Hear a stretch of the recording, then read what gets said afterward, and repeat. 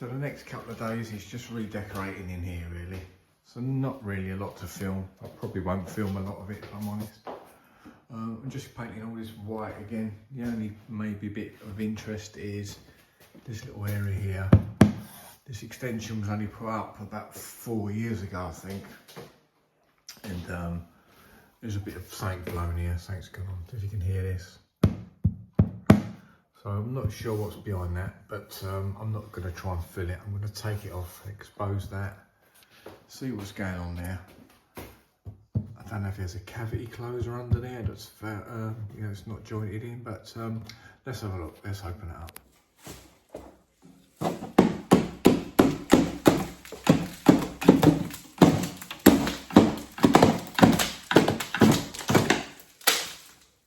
Yeah, I thought so. It's a like a plastic cavity closer, do they call them?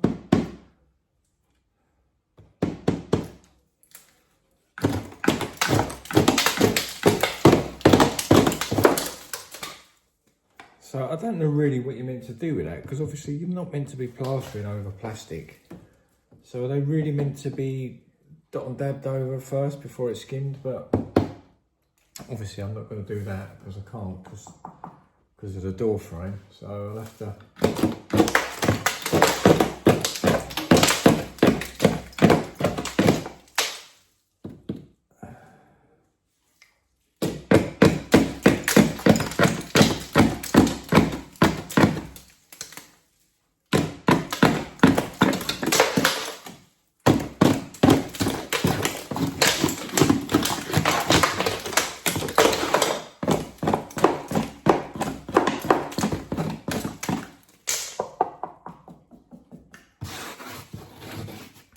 Yeah, so there's the edge of the cavity closer there.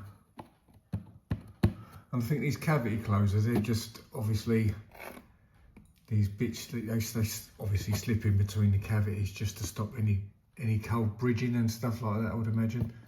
But obviously it's not good practice to plaster over plastic. So I would imagine really they're good if you're going to dot and dab a bit of board across the whole lot and then skim. If you're doing solid plastering, there's always going to be a bit of a join there, and no one's thought that a little bit of scrim would be a good idea there. So anyway, I'm going to have to build this out with a bit of something and then a bit of scrim on it, and then obviously feather this right to this edge. Otherwise that is just going to keep appearing time after time. This looks okay down here, there's no movement here, but maybe where this door shuts, this sliding door, maybe it's just caused a little bit of a movement in here. But anyway, yeah, that's the plan. So I've just mixed a little bit of PVA and I've run out of bonding, so I've got a little bit of drywall adhesive mixed up.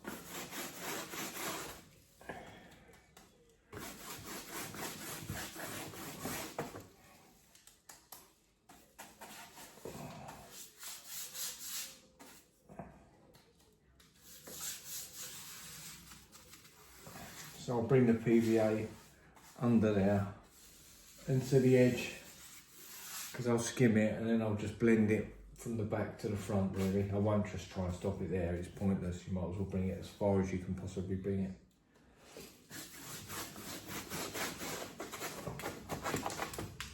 Right, let's let that take up for 5 minutes, and then I can put a bit of drywall adhesive in there and a bit of scrim, and then fingers crossed that should stop that then.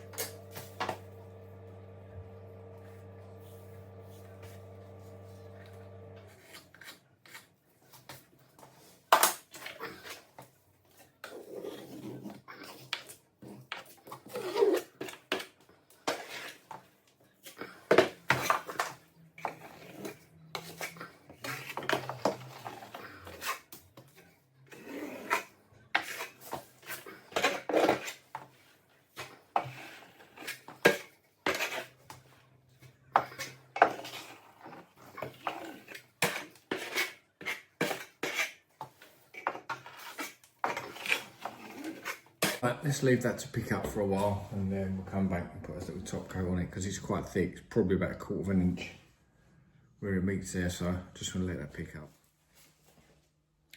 So while that's been drying, I've just been getting on with other things, bit of painting, bit of skirting board. So that's ready for a little skim over now. So again with the PVA, same again. And I'll even put a bit on the drywall adhesive as well.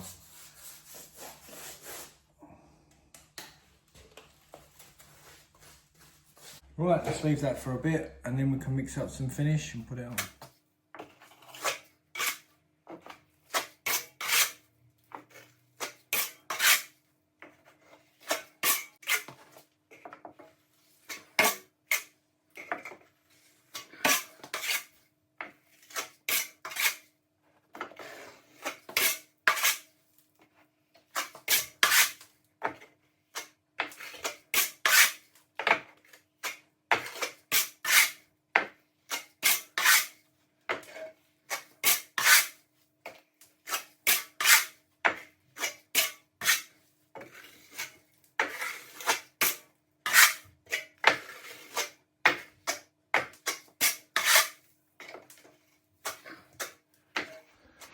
Now, if you are doing something like this and you're coming into a corner, you can blend it. You've got to blend it in, pull it, obviously from where you're starting.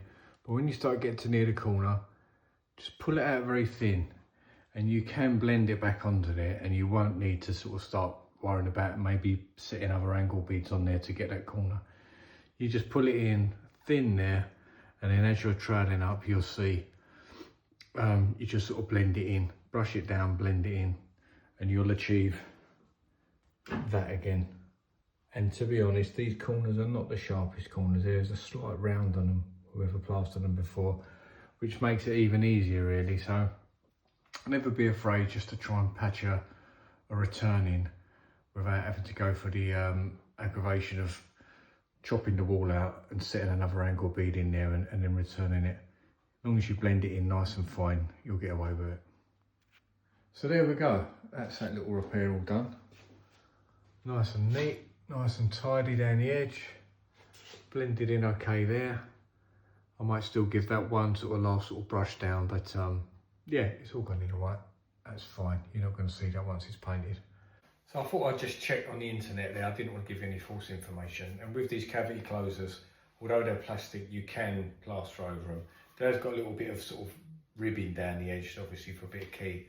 But if it was me personally doing it, I'd probably prime it with something anyway, just to sort of avoid that blowing off the face of it anyway. So yeah, just wanted to give you the correct information really.